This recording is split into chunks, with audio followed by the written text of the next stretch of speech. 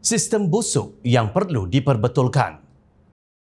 Saya tidak terlalu mengambil berat tentang legasi yang akan ditinggalkan, tetapi saya rasa apa yang penting adalah kita buat yang terbaik. Dalam wawancara bersama Fortune, sebuah majalah antarabangsa yang berpusat di Amerika Syarikat, Perdana Menteri Datuk Seri Anwar Ibrahim berkata beliau tidak terlalu memikirkan tentang legasi yang akan ditinggalkannya kelak kerana matlamat utama adalah untuk memastikan rakyatnya berada dalam keadaan yang lebih baik daripada ketika dia mula-mula memegang jawatan itu.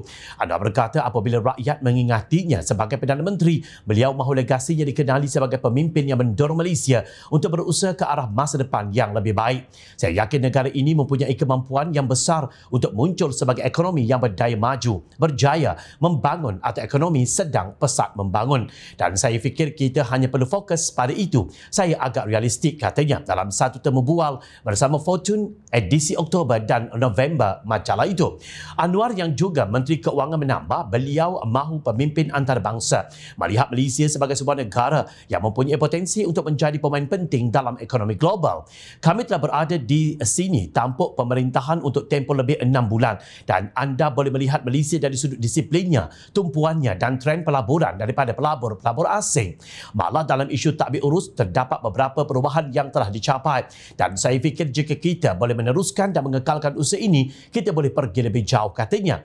Ketika ditanya tentang kemungkinan berdepan kegagalan, Perdana Menteri bertegas tiada sebab untuk terlalu bimbang tentang kegagalan sekiranya mereka benar-benar melakukan yang terbaik. Kami telah berada di sini dan kami telah gagal pada masa lalu, tetapi kami telah belajar dan mempunyai kerendahan hati untuk mengakui keterbatasan kami pada masa lalu.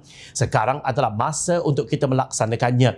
Jika anda melakukan perkara yang betul dan anda tahu apa yang busuk dalam sistem anda, ia perlu diperbetulkan. Saya fikir tidak ada sebab, malah tiada sebab untuk terlalu bimbang tentang kemungkinan kegagalan, ujarnya.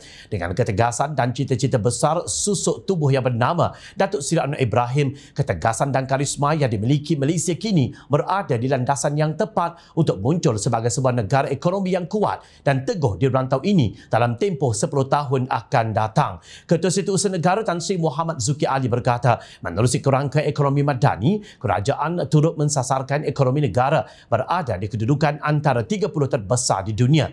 Menurut beliau, dalam tempoh separuh pertama 2023, keluaran dalam negara kasar KDNK negara telah mencatat peningkatan sebanyak 4.2%. Prestasi pasaran buruh juga lebih baik dengan kadar produktiviti yang lebih tinggi dicatatkan, iaitu 3.7% setahun bagi tempoh 2021 hingga 2022. Kadar pengangguran juga menurun kepada 3.5% pada suku kedua tahun 2023. Selain itu, kita juga telah berjaya mengangkat agenda kesejahteraan rakyat di peringkat domestik apabila Indeks Kesejahteraan Rakyat Malaysia yang mengukur tahap kesejahteraan ekonomi dan sosial rakyat telah meningkat sebanyak 1.3% setahun, katanya. Namun sayang sekali masih ramai yang membutakan mata dan membengkakkan telinga dengan kejayaan demi kejayaan yang dicipta Perdana Menteri dan pasukannya untuk negara dan rakyat. Semuanya kerana dendam dan cita-cita kotor pihak sebelah sana yang dilihat hidup dalam dendam dan 1000 penafian. Betul kata Anwar, usah difikirkan sangat tentang legasi